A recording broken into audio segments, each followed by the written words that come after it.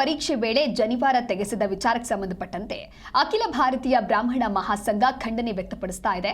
ಪರೀಕ್ಷೆ ಸಿಬ್ಬಂದಿ ಕಾರ್ಯಕ್ಕೆ ಖಂಡಿಸಿ ಪ್ರತಿಭಟನೆಗೆ ಸಜ್ಜಾಗಿದ್ದಾರೆ. ಘಟನೆ ಕುರಿತು ಎಸ್ಐಟಿ ರಚನೆ ಮಾಡಿ ತನಿಖೆ ಮಾಡುವಂತೆ ಒತ್ತಾಯಿಸಿದ್ದಾರೆ.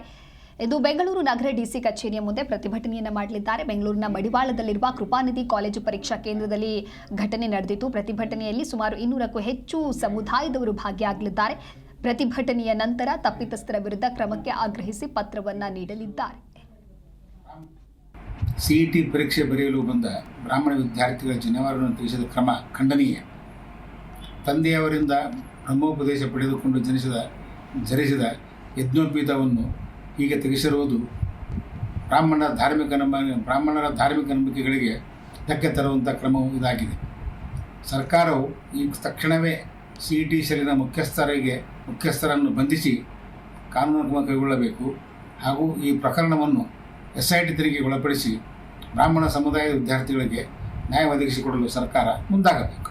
ಸಿಇಟಿ ಪರೀಕ್ಷೆ ಬರೆಯಲು ಬಂದ ಬ್ರಾಹ್ಮಣ ವಿದ್ಯಾರ್ಥಿಗಳ ಜನಿವಾರವನ್ನು ತೆಗೆಸಿದ ಕ್ರಮ ಖಂಡನೀಯ. ತಂದೆಯವರಿಂದ